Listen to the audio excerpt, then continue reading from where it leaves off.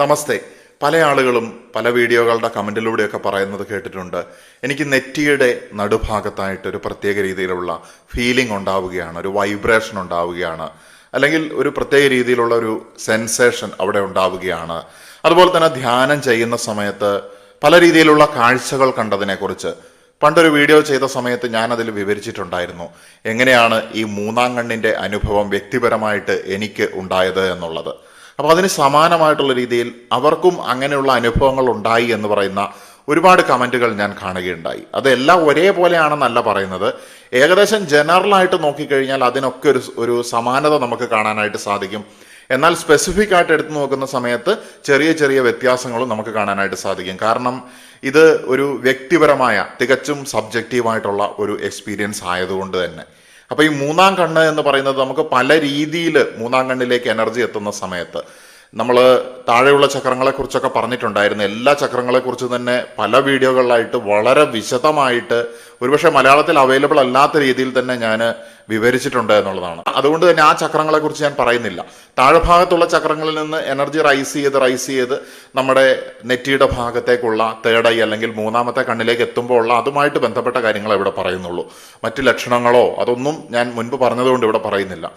അപ്പോൾ ഈ മൂന്നാമത്തെ കണ്ണിൻ്റെ ഭാഗത്തേക്ക് എനർജി എത്തുന്ന സമയത്ത് അവിടെ ചില സമയത്ത് ഇനിഷ്യലി അവിടെ ഒരു അവേക്കനിങ് അല്ലെങ്കിൽ ആ ഒരു മൂന്നാമത്തെ കണ്ണിനെ ഒന്ന് തൊട്ട് വിളിക്കുന്നത് പോലുള്ള ഒരു അവസ്ഥ, അതായത് അതിൻ്റെ ഒരു ആദ്യത്തെ ഒരു സ്റ്റെപ്പ് എനർജി അവിടെ എത്തി അവിടെ ഒരു ചെറിയ ആക്ടിവേഷൻ നടക്കുന്ന സമയത്ത് നമുക്ക് അനുഭവങ്ങൾ ഉണ്ടാകാം. അതുപോലെ തന്നെ ആ എനർജി കൃത്യമായിട്ട് അവിടെ ഒരു ഓപ്പണിങ്ങിലേക്ക് വരുന്ന സമയത്ത് അതിൻ്റെ ആ പ്രോസസ്സിൽ പല രീതിയിലുള്ള അനുഭവങ്ങൾ നമുക്കുണ്ടാകാം.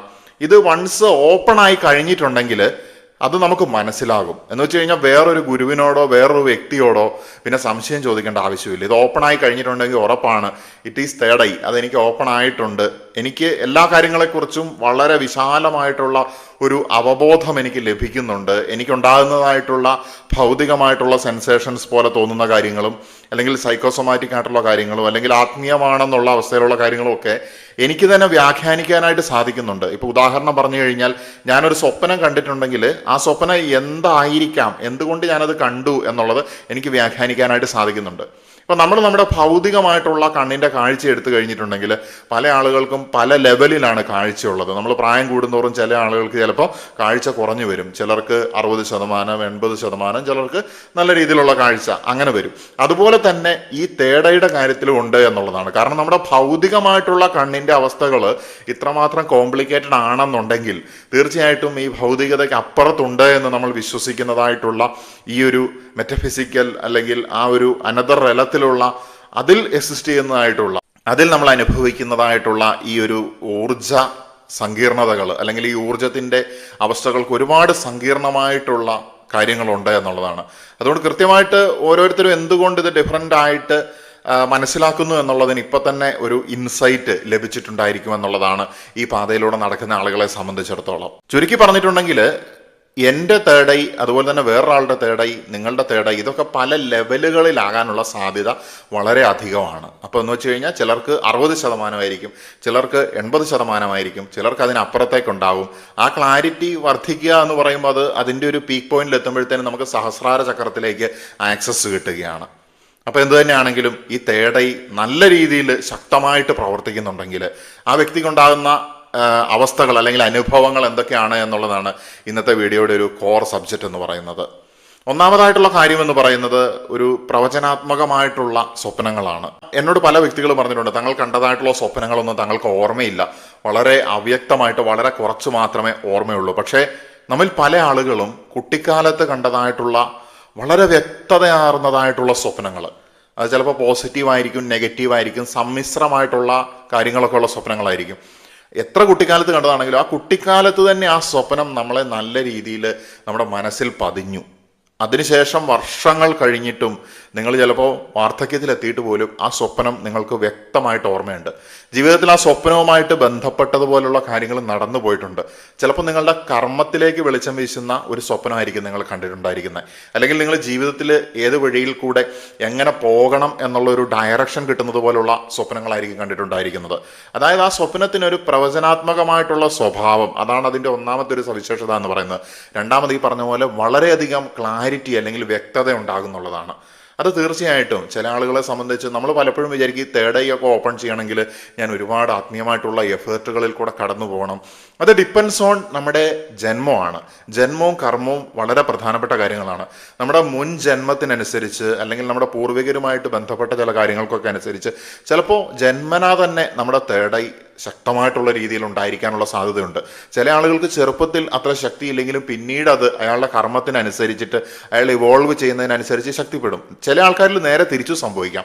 അതായത് ഇതിൻ്റെ ഒരു ഓപ്പണിങ്ങിൻ്റെ ഒരു നല്ലൊരു അവസ്ഥയിലായിരുന്നിട്ട് പോലും ചിലപ്പോൾ അയാളുടെ കർമ്മങ്ങൾ കൊണ്ട് താഴേക്ക് വരുന്നതായിട്ടുള്ള അവസ്ഥകൾ ഉണ്ടായിരിക്കാം. കാരണം ഈ ഭൗതികമായിട്ടുള്ള ലോകം നമ്മളെ സാധാരണത്വത്തിലേക്ക് മയക്കിയിടാനായിട്ട് ശ്രമിച്ചുകൊണ്ടിരിക്കുകയാണ്. നമ്മുടെ മൂന്നാം കണ്ണിനെ അടച്ചുകൊണ്ട് അങ്ങനെയൊന്നില്ല എന്ന് പറഞ്ഞുകൊണ്ട് നമുക്ക് ഭൗതികമായിട്ടുള്ള അവസ്ഥകൾ മാത്രമേ ഉള്ളൂ എന്നുള്ളൊരവസ്ഥയിലേക്ക് അടച്ചിടുന്നതായിട്ടുള്ള അവസ്ഥ നമുക്കിന്ന് കാണാനായിട്ട് സാധിക്കുന്നുണ്ട്. അപ്പോൾ ഈ മൂന്നാം കണ്ണെന്ന് പറയുന്നത് ഐഡിയാസിൻ്റെ ഒക്കെ ഒരു സെൻറ്ററാണ്. എല്ലാ രീതിയിലുള്ള ആശയങ്ങളും നമുക്ക് ഇതിൽ കൂടെയാണ് ദർശനമായിട്ട് നമുക്ക് ലഭിക്കുന്നത്. നിക്കോളാസ് ടെസ്ലയെ പോലുള്ള ആളുകളൊക്കെ പറഞ്ഞത് നിങ്ങൾ കേട്ടിട്ടുണ്ടായിരിക്കും. There is a core for universe. പ്രപഞ്ചത്തിനൊരു കോറുണ്ട്. ആ കോറിൽ നിന്നാണ് എനിക്ക് വേണ്ടതായിട്ടുള്ള എല്ലാ ആശയങ്ങളും ലഭിക്കുന്നത് എന്നുള്ളത്.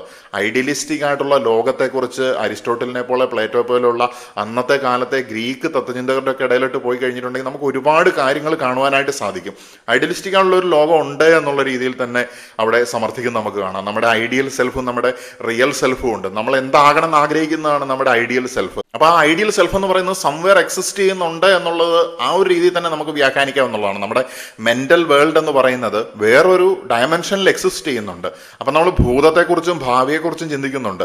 അത് നമ്മൾ ഈ പ്രസന്റിലായിരിക്കുന്ന സൈമിൾട്ടേനിയസ് ആയിട്ടുള്ള ആ അവസ്ഥയിൽ തന്നെ ഒരേ സമയം വർത്തമാനവും ഭൂതവും ഭാവിയും എക്സിസ്റ്റ് ചെയ്യുന്നുണ്ട് എന്ന് പറഞ്ഞാൽ ഒരുപാട് പേർക്ക് അത് ദഹിക്കാനായിട്ട് സാധിച്ചു കൊള്ളണമെന്നില്ല. ബട്ട് ഇതിൻ്റെയൊക്കെ പിന്നിലുള്ള ആത്മീയമായിട്ടുള്ള ഒരു ലോജിക് ഉണ്ടല്ലോ, അത് വളരെ സിമ്പിളാണ്. അപ്പോൾ തേർഡ് ഐ ഓപ്പണിങ്ങിലേക്ക് വരുന്ന സമയത്ത് ഇങ്ങനെ വ്യക്തതയാർന്നതും പ്രവചനാത്മകവുമായിട്ടുള്ള സ്വപ്നങ്ങൾ അതുപോലെ തന്നെ ഉണ്ടാകുന്ന മറ്റൊരു കാര്യമാണ് മറ്റുള്ളവരുടെ ചിന്തകളും വികാരങ്ങളും മനസ്സിലാക്കാനായിട്ട് സാധിക്കുക എന്നുള്ളത്. ഇതിന് ഒരു പ്രത്യേക രീതിയിൽ സൈക്കോളജിക്കലായിട്ട് അവരങ്ങനെയാണ് ചിന്തിക്കുന്നതെന്നൊക്കെ പറഞ്ഞ് അതെനിക്കറിയാമെന്നൊക്കെ പറഞ്ഞ് തെറ്റിദ്ധരിക്കുന്ന അവസ്ഥേനെ അല്ല ഞാൻ പറയുന്നത്. അത് മിഥ്യയാണ്. ആ മിഥ്യയ്ക്ക് അപ്പുറത്തേക്കുള്ളതായിട്ടുള്ള ഒരു അവബോധം ഉണ്ടല്ലോ.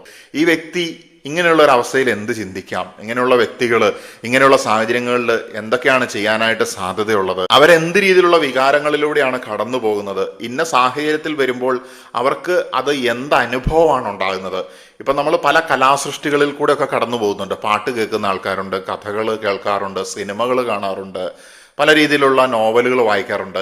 ഇങ്ങനെയൊക്കെയുള്ള അനുഭവങ്ങൾ നമ്മൾ ഒരു കൃതി അല്ലെങ്കിൽ നമ്മളൊരു സൃഷ്ടി നടത്തി അത് പുറത്തേക്ക് വിടുമ്പോൾ, ഇപ്പം ഞാൻ ഈ ചെയ്യുന്ന വീഡിയോ ആണെങ്കിൽ പോലും അത് ഞാൻ മനസ്സിലാക്കിയതുപോലെയാണോ വേറൊരാൾ ഇതിനോട് യോജിച്ച് കമൻറ്റ് ചെയ്യുന്ന ഒരാൾ പോലും ഞാൻ മനസ്സിലാക്കിയതുപോലെ ആകണമെന്നില്ല അത് മനസ്സിലാക്കുന്നത്.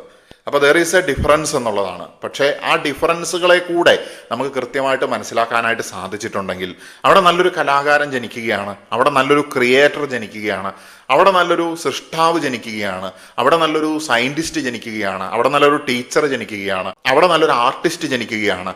എന്ന് വെച്ചാൽ ഏത് പ്രൊഫഷനിലാണ് നിങ്ങൾ എന്നുണ്ടെങ്കിലും നിങ്ങളുടെ അവബോധം, ബോധമണ്ഡല വികാസം അല്ലെങ്കിൽ നിങ്ങളുടെ മൂന്നാമത്തെ കണ്ണ് എത്രമാത്രം ശക്തമാണ് എന്നതിനെ ആശ്രയിച്ച് നിങ്ങൾക്ക് കൂടുതൽ ക്രിയേറ്റീവായിട്ടുള്ള ഔട്ട്പുട്ട് സമൂഹത്തിന് കൊടുക്കാനായിട്ട് സാധിക്കുന്നു. ഇതിനെ ക്രിയേറ്റീവ് ഔട്ട്പുട്ട് എന്നൊക്കെ പറയുമ്പം നമ്മൾ ഇന്നത്തെ ആധുനിക ലോകത്തെ വാക്കുകളാണ്. കൃത്യമായിട്ട് പറഞ്ഞു കഴിഞ്ഞിട്ടുണ്ടെങ്കിൽ സ്പെസിഫിക് ആയിട്ട് കൃത്യമായിട്ടുള്ള നമ്മുടെ കർമ്മത്തിന് സമൂഹത്തിന് കൊടുക്കാനായിട്ട് സാധിക്കുന്ന സമയത്ത് നമ്മൾ വിജയത്തിലൂടെ കൂടുതൽ ഉയരങ്ങളിലേക്ക് പോവുകയാണ് എന്നുള്ള ആ ഒരു വെളിച്ചം ഇവിടെ നമ്മൾ മനസ്സിലാക്കിയെടുക്കുകയാണ്. നമ്മുടെ കർമ്മം കൃത്യമായിട്ട് ചെയ്യാനായിട്ട് സാധിക്കുന്നു എന്നുള്ളതാണ്. അതിന് നമ്മളെ നമ്മുടെ മൂന്നാമത്തെ കണ്ണ്, നമ്മുടെ ആത്മാവിൻ്റെ കണ്ണ് സഹായിക്കുന്നു. ആത്മാവിൻ്റെ കണ്ണിന് കൂടുതൽ ശക്തി ആർജിക്കുന്ന സമയത്ത് നമുക്ക് ഇങ്ങനെ എല്ലാ കാര്യങ്ങളെയും മനസ്സിലാക്കാനുള്ള ഒരു അവബോധം ലഭിക്കാനുള്ള ഒരവസ്ഥ ഉണ്ടാകുകയാണ്. അത് മറ്റുള്ളവരെ ബുദ്ധിമുട്ടിക്കുന്ന രീതിയിലല്ല, നമുക്ക് നമ്മുടെ ഉള്ളിൽ തന്നെ കൂടുതൽ ക്ലാരിറ്റിയോടുകൂടി മുന്നോട്ട് പോകാനും കൃത്യമായിട്ട് നമ്മുടെ കർമ്മം ചെയ്യാനായിട്ടുള്ള ഒരു അവസ്ഥയാണ് നമുക്ക് തരുന്നത്. അല്ലാതെ മറ്റുള്ളവരെ ഉപദേശിക്കാനുള്ള അവസരമല്ല. കൃത്യമായിട്ട് നമ്മുടെ കർമ്മം ചെയ്യുക എന്നുള്ളതാണ് ഏറ്റവും പ്രധാനപ്പെട്ട കാര്യമെന്ന് പറയുന്നത്. അടുത്തതായിട്ടുള്ള കാര്യമെന്ന് പറയുന്നത് ഈ ഏറ്റവും കൂടുതൽ ആത്മീയമായിട്ടുള്ള അനുഭവങ്ങൾ, ഇപ്പം താഴെയുള്ള മൂലാധാര ചക്രം തൊട്ട് നമ്മുടെ ത്രോട്ട് ചക്രം വരെയുള്ള ഓരോ ചക്രം എടുത്ത് നോക്കുകയാണെങ്കിലും അതിനേക്കാളൊക്കെ ഏറ്റവും കൂടുതൽ ആത്മീയമായിട്ടുള്ള അനുഭവങ്ങളും നമുക്ക് ഉണ്ടായി തുടങ്ങുന്നത് നമ്മുടെ ഈ തേർഡ് ഐയുടെ ഭാഗത്തേക്ക് ഊർജ്ജപ്രവാഹം അല്ലെങ്കിൽ കുണ്ടലിനി ശക്തി ഉയർന്നു വരുന്ന സമയത്താണ്, അല്ലെങ്കിൽ അതിൻ്റെ ആക്ടിവേഷൻ അല്ലെങ്കിൽ ഓപ്പണിംഗ് ഉണ്ടാകുന്ന സമയത്താണ്. അപ്പോൾ തേർഡ് ഐ ചക്രത്തിൻ്റെ നല്ല രീതിയിൽ ശക്തമാകുന്നതിൻ്റെ ഒരു ലക്ഷണം തന്നെയാണ് ഒരുപാടായിട്ടുള്ള ആത്മീയ അനുഭവങ്ങൾ നമുക്കുണ്ടാകുന്നത്. ഈ ആത്മീയ അനുഭവം എന്ന് പറയുന്നത് ഏതെങ്കിലും ധ്യാന കേന്ദ്രത്തിൽ പോയിട്ട് സാക്ഷ്യം പറയുന്നത് പോലെ ഞാൻ അങ്ങനെ പ്രാർത്ഥിച്ചപ്പോൾ എനിക്ക് ഇങ്ങനെ ലഭിച്ചു എന്ന് പറയുന്നതിനപ്പുറത്തേക്ക് നമുക്ക് ഈ ലോകത്തിനെ വളരെ ഡീപ്പറായിട്ടുള്ള ഒരു അണ്ടർസ്റ്റാൻഡിങ് നമുക്കുണ്ടാകുകയാണ്.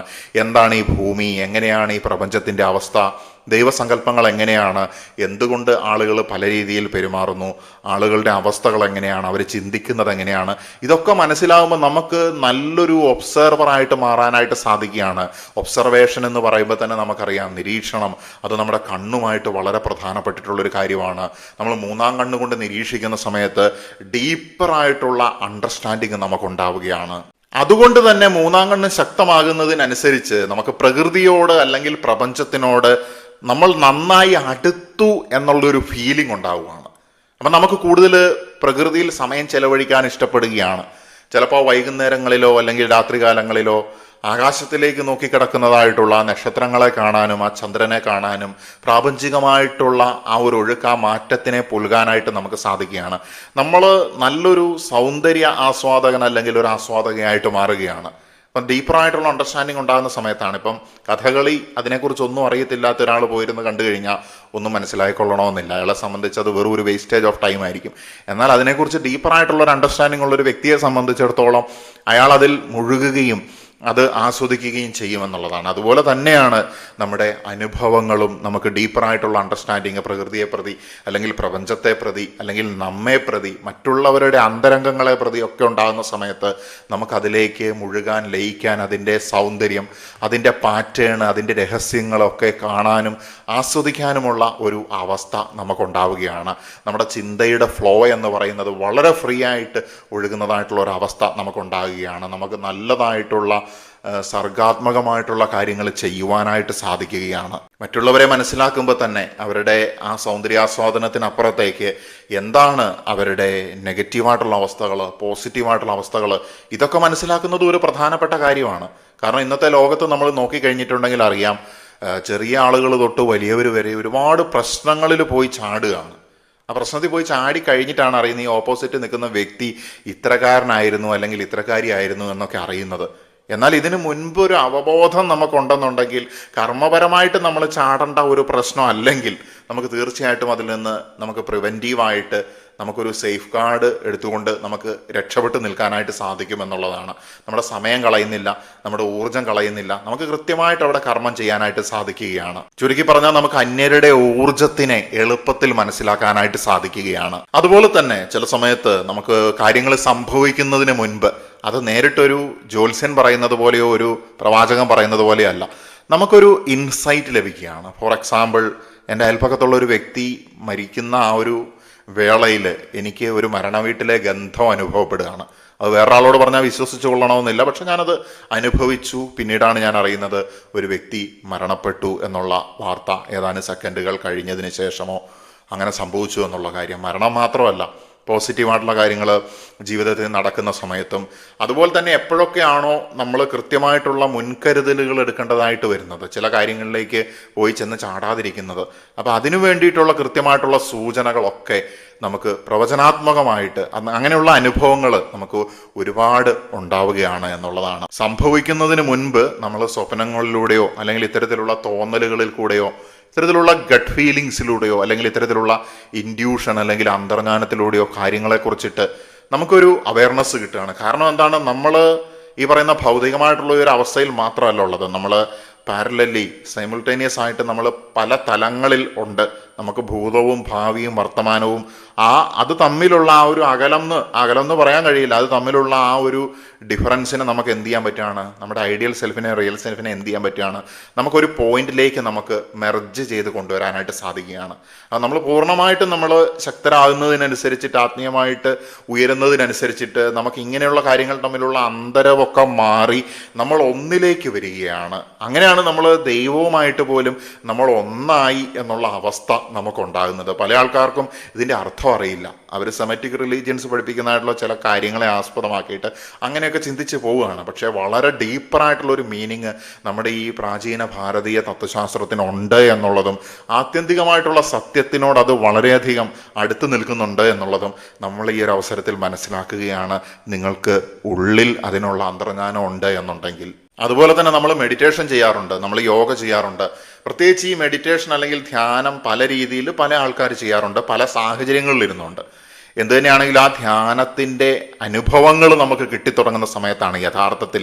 കാരണം ആദ്യമൊക്കെ ധ്യാനം ചെയ്യുമ്പോൾ നമ്മൾ കണ്ണടച്ചിരിക്കുകയാണെങ്കിൽ നമ്മൾ ഇരുട്ട് അനുഭവിക്കുന്നു, അല്ലെങ്കിൽ ഈ പറയുന്ന രീതിയിലുള്ള അനുഭവങ്ങളും അതിൻ്റെ ആ ഒരു സുഖമൊന്നും നമുക്ക് മനസ്സിലാകുന്നില്ല. പക്ഷേ വൺസ് നമ്മുടെ തേടൈ ശക്തമാകുന്നതിനനുസരിച്ചിട്ട് ഈ ധ്യാനവേളകളിൽ നമുക്കുണ്ടാകുന്ന കാഴ്ചകൾ, നമുക്കുണ്ടാകുന്ന അനുഭവങ്ങൾ, നമുക്കുണ്ടാകുന്ന സെൻസേഷൻസ്, നമുക്കുണ്ടാകുന്ന ഫീലിങ്സ് അല്ലെങ്കിൽ വികാരങ്ങൾ, നമുക്കുണ്ടാകുന്ന വികാരങ്ങളുടെ വേലിയേറ്റങ്ങളും വേലിയിറക്കങ്ങളും ഒക്കെ നമ്മുടെ മനസ്സിൽ, നമ്മുടെ ശരീരത്തിൽ, നമ്മുടെ ആത്മാവിലുണ്ടാകുന്ന വ്യത്യാസങ്ങളെയൊക്കെ ഒരു ഒബ്സർവറായിട്ട് നിന്ന് നമുക്ക് കാണാൻ സാധിക്കുകയാണ്. പല മനോഹരമായിട്ടുള്ള നിറങ്ങൾ, നമ്മൾ ഭൗതികമായിട്ടുള്ള കണ്ണുകൾ അടച്ചു കഴിഞ്ഞിട്ടുണ്ടെങ്കിൽ, നമ്മൾ മുറുക്കി അടച്ചു പിടിക്കുകയാണെങ്കിലൊക്കെ ചിലപ്പോൾ പല കളറുകളൊക്കെ ഓടിപ്പോകുന്നത് കാണാം. അത് ഭൗതികമായിട്ടുള്ളൊരു സെൻസേഷനാണ്. കാരണം നമ്മുടെ കണ്ണിൻ്റെ മേഖലയിൽ പ്രസ്സിങ് വരുമ്പോഴും ഒക്കെ ഉണ്ടാകുന്ന അനുഭവങ്ങളാണ്. നമ്മൾ പല രീതിയിലുള്ള വെളിച്ചമൊക്കെ കാണുമ്പോൾ നമുക്ക് പല അനുഭവം ഉണ്ടാകും. ഇതിനപ്പുറത്തേക്ക് നമുക്ക് ആത്മീയമായിട്ടുള്ള ആ തലത്തിനെ തന്നെ മനസ്സിലാക്കാൻ സാധിക്കുകയാണ്. കണ്ണിലൂടെ ഓടുന്ന വെളിച്ചം എന്നുള്ളതിനപ്പുറത്തേക്ക് വളരെ മീനിങ് ഫുൾ ആയിട്ടുള്ള പാറ്റേൺസ്, നമ്മൾ അനുഭവിക്കുന്നതായിട്ടുള്ള വളരെ സബ്ലിമിനൽ അല്ലെങ്കിൽ വളരെ മൈൽഡായിട്ടുള്ള സെൻസേഷൻസിന് ബ്രെയിൻ മീനിങ് കൊടുക്കുന്ന ആ പ്രോസസ്സിനപ്പുറത്തേക്ക് ആത്മീയമായിട്ടുള്ള അവസ്ഥകളെ നിങ്ങൾ റിയലൈസ് ചെയ്യുന്ന സമയത്ത് യു വിൽ അണ്ടർസ്റ്റാൻഡ്, നിങ്ങൾ മനസ്സിലാക്കുകയാണ് ഈ പറയുന്ന ഭൗതികമായിട്ടുള്ള നമ്മുടെ സെൻസേഷൻസ് നൽകുന്നതിനപ്പുറത്തൊരു തലമുണ്ടെന്നും ആ അവസ്ഥ അത് തന്നെയാണ് എന്നുള്ളതും. അവിടെ പിന്നീട് ഒരു ചോദ്യത്തിൻ്റെ ഒരു ആവശ്യം വരുന്നില്ല, ഒരു ക്ലാരിഫിക്കേഷൻ്റെ ആവശ്യം വരുന്നില്ല, ഒരു തർക്കത്തിൻ്റെ ആവശ്യം വരുന്നില്ല. ഇത് മനസ്സിലാക്കാത്തവനെ ഇതിലേക്ക് പിടിച്ചിടാനായിട്ട് ശ്രമിക്കാൻ വേണ്ടിയിട്ടുള്ള ഒരു തോന്നൽ നിങ്ങളുടെ ഉള്ളിൽ ഉണ്ടാകുന്നില്ല. കാരണം നിങ്ങൾ നിങ്ങളിൽ തന്നെ പൂർണ്ണമായിട്ട് മനസ്സിലാക്കിയിരിക്കുകയാണ് ഇത് ഇങ്ങനെയാണ് എന്നുള്ളത്. ഇപ്പം നമ്മുടെ മുന്നിൽ ഭൗതികമായിട്ട് എൻ്റെ മുന്നിൽ ഈ മൈക്ക് ഇരിപ്പുണ്ട്. അത് ആരെയും എനിക്ക് വിളിച്ച് കാണിക്കേണ്ട ആവശ്യമില്ല. ഞാൻ കാണുന്നു, അവർ കണ്ടാലും ഇല്ലേലും ഞാനത് കാണുന്നു. എനിക്കറിയാം ഇതൊരു യാഥാർത്ഥ്യമാണ് എന്നുള്ളത്. അപ്പം എൻ്റെ ഈ മുന്നിൽ ഈ മൈക്കില്ല, ഇതൊരു സങ്കല്പമായിട്ടാണ് ഞാൻ ഇരിക്കുന്നതെങ്കിൽ എനിക്ക് ഭയങ്കര ആവേശമായിരിക്കും. ബാക്കിയുള്ളവരും കൂടി ഇതിലേക്ക് വന്ന് ചേർന്ന് കഴിഞ്ഞാൽ, എൻ്റെ മതത്തിലേക്ക് ചേർന്ന് കഴിഞ്ഞാൽ എനിക്കൊരു സന്തോഷം ഉണ്ടാവുകയുള്ളൂ. അതുകൊണ്ട് ഞാൻ പറയുകയാണ്, നമ്മൾ ഏത് മതത്തിലായാലും ഏത് അവസ്ഥകളിലായാലും ഇതിനൊക്കെ അപ്പുറത്തേക്കുള്ള സത്യമെന്ന് പറയുന്നതാണ് നമ്മുടെ ഈ ശരീരം, നമ്മുടെ മനസ്സ്, നമ്മുടെ ആത്മാവ്, നമ്മുടെ ഈ ഭൗതിക ലോകവും നമ്മുടെ ഈ പ്രാപഞ്ചികമായിട്ടുള്ള ഭൗതികതയ്ക്ക് അപ്പുറത്തുള്ള മാനങ്ങളും എന്നുള്ളത്. ഈ സത്യം മനസ്സിലാക്കി കഴിഞ്ഞിട്ടുണ്ടെങ്കിൽ നമുക്കവിടെ വിഭാഗീയതകളില്ല എന്നുള്ളതാണ്. നമുക്ക് എല്ലാത്തിനെയും ഒന്നായിട്ട് കാണാനായിട്ട് സാധിക്കുന്നു എന്നുള്ളതാണ്. എത്തിക്സ്, മൊറാലിറ്റി തുടങ്ങിയ കാര്യങ്ങളൊക്കെ എന്തുകൊണ്ട് ലോകത്തിന് വേണം, അതെങ്ങനെ കൊണ്ടുപോകണം എന്നുള്ളതിനെക്കുറിച്ച് വളരെ ഇൻസൈറ്റ്ഫുൾ ആയിട്ടുള്ള അവസ്ഥ അല്ലെങ്കിൽ അറിവ് നമുക്ക് ലഭിക്കുകയാണ്. പിന്നെ ഞാൻ എപ്പോഴും പറയാറുള്ള സിങ്ക്രോണിസിറ്റി എന്ന് പറയുന്ന അനുഭവം, നമ്മളൊരു കാര്യത്തെക്കുറിച്ച് വിചാരിക്കുമ്പോൾ അത് നമ്മുടെ മുന്നിൽ കാണുന്നത് പോലുള്ള അവസ്ഥകൾ. ഇയാളൊരു നുണയനാണല്ലോ എന്ന് ഞാൻ ഫോണിലൊരു ആളുടെ ഫോട്ടോ കണ്ടിട്ട് ഇങ്ങനെ ചിന്തിക്കുകയാണ്. ഇയാൾ വാർത്തയിൽ ഇടം പിടിച്ചിരിക്കുകയാണ്, പക്ഷേ അയാൾ നുണയാണ് പറയുന്നത് എന്ന് ഞാൻ ചിന്തിച്ചുകൊണ്ടിരിക്കുമ്പോൾ തന്നെ ഞാൻ താഴേക്ക് നോക്കുന്ന സമയത്ത്, മുൻപൊരു വീഡിയോയിൽ ഞാൻ പറഞ്ഞിട്ടുണ്ട്, കൃത്യമായുള്ള ഫോട്ടോ അവിടെ പത്രത്തിൽ മറ്റൊരു ഒക്കേഷനിൽ വളരെ പഴയൊരു പത്രത്തിൽ ഞാൻ കാണുകയാണ്. അത് അധികം ഫേമസ് ആയിട്ടുള്ള ഒരു വ്യക്തിയല്ല താനും. ഇതൊരു എക്സാമ്പിൾ ഞാൻ പറഞ്ഞതാണ്. നിങ്ങളുടെ സുഹൃത്തിനെ കുറിച്ച് വിചാരിക്കുന്ന ആ മൊമെന്റിൽ തന്നെ അയാളുടെ ഫോൺ കോള് നിങ്ങൾക്ക് വരികയാണ്. ഇതൊക്കെ ചെറിയ എക്സാമ്പിൾസ് ആണ്. അപ്പോൾ ഇതിനെക്കുറിച്ച് ഞാൻ വിശദമായിട്ട് മറ്റു വീഡിയോയിൽ സംസാരിച്ചുകൊണ്ട് പറയുന്നില്ല. ഇങ്ങനെയുള്ള അനുഭവങ്ങളും നമുക്ക് മൂന്നാം കണ്ണിൻ്റെ ഓപ്പണിങ്ങിൻ്റെ അവസ്ഥയിൽ, അല്ലെങ്കിൽ അത് ഓപ്പൺ ആകുന്നതിനനുസരിച്ച് നമുക്ക് കൂടുതൽ സിങ്ക്രോണിസിറ്റി അനുഭവങ്ങൾ ഉണ്ടാകുമെന്നുള്ളതാണ്. സിങ്ക്രോണിസിറ്റി എന്നുള്ള ആ ഒരു ടെർമിനോളജി കൊണ്ടുവന്നത് അല്ലെങ്കിൽ പോപ്പുലറൈസ് ചെയ്തത് കാൾ ഗുസ്താവ് യൂങ് എന്ന് പറയുന്ന മനഃശാസ്ത്രജ്ഞനാണ്. അദ്ദേഹം ഒരു മനഃശാസ്ത്രജ്ഞൻ എന്നുള്ളതിനപ്പുറത്തേക്ക് ആത്മീയമായിട്ടുള്ള തലങ്ങളിലും കളക്റ്റീവ് അൺകോൺഷ്യസ്നെസ് പോലുള്ള കൺസെപ്റ്റുകളിലും കൂടെയൊക്കെ കടന്നു പോകുന്ന സമയത്താണ് അദ്ദേഹം ഇങ്ങനെയുള്ള ചിന്തകൾ നമ്മുടെ മുന്നിലേക്ക് വെച്ച് തരുന്നത്. അതുപോലെ തന്നെ ഒരാളുടെ ഓറ കാണാൻ പറ്റുമോ എന്ന് പല ആളുകളും ചോദിക്കുന്നത് ഞാൻ കേട്ടിട്ടുണ്ട്. ഈ ഓറ എന്ന് പറയുന്നത് നമ്മുടെ ഭൗതികമായിട്ടുള്ള കണ്ണുകൾ ഉപയോഗിച്ച് ഒരു പരിധി വരെ നമുക്കതിൻ്റെ അനുഭവം ഉണ്ടാകുന്നുണ്ടെങ്കിലും അതിനെ ഒരു മീനിങ് ഫുള്ളായിട്ട് മനസ്സിലാക്കാൻ അതിനൊരു ഇൻ്റർപ്രിട്ടേഷൻ നൽകുന്നത് നമ്മുടെ മൂന്നാം കണ്ണ് തന്നെയാണ് എന്നുള്ളതാണ്. അതായത് മറ്റുള്ളവർക്ക് ദർശിക്കാൻ കഴിയാത്തതായിട്ടുള്ള ഓറ, ചില വ്യക്തികളുടെ ഓറ എന്ന് പറയുമ്പോൾ ഒരു ഭൗതികമായിട്ടുള്ള ഒരു അവസ്ഥ, ആ ഒരു ഇലക്ട്രോ മാഗ്നറ്റിക് അല്ലെങ്കിൽ ബയോമാഗ്നറ്റിക് ആ ഒരു ഫീൽഡ് മാത്രമല്ല, അതിനപ്പുറത്തേക്ക് അയാളുടെ അവബോധം ഉണ്ടാക്കുന്നതായിട്ടുള്ള ഒരു എൻവയോൺമെൻറ്റ് തന്നെയാണ്. അയാളുടെ കോൺഷ്യസ്നെസ്, അയാളുടെ കർമ്മം, അയാളുടെ പേഴ്സണാലിറ്റി, അയാളുടെ ഭൗതികമായിട്ടുള്ള ശരീരം, ഇതെല്ലാം കൂടെ കൂടിച്ചേർന്നുണ്ടാക്കുന്ന നമുക്ക് കാണാൻ പറ്റാത്തതായിട്ടുള്ളൊരു കാര്യമാണ്. അപ്പം നമ്മുടെ മനസ്സിനും ബുദ്ധിക്കും ഗ്രഹിക്കാൻ പറ്റുന്നതിനപ്പുറത്തേക്ക് ഇൻറ്റ്യൂറ്റീവായിട്ട് നമുക്ക് ഇത്തരത്തിലുള്ള അവസ്ഥകളെ മനസ്സിലാക്കാനായിട്ട് നമ്മളെ കൂടുതലായിട്ട് സഹായിക്കാൻ കഴിയുകയാണ് നമ്മളുടെ മൂന്നാം കണ്ണിന് അത് കൂടുതൽ ശക്തി പ്രാപിച്ചു വരുന്നതിനനുസരിച്ച്. അതുകൊണ്ട് തന്നെ ആത്മീയമായിട്ടുള്ള അറിവുകൾ നിങ്ങളുടെ മുന്നിലേക്ക് വന്നു ചേരുമെന്നുള്ളതാണ്. അത് വേണ്ട സമയത്ത് നിങ്ങൾക്ക് ലഭിച്ചുകൊണ്ടേയിരിക്കും എന്നുള്ളതാണ്.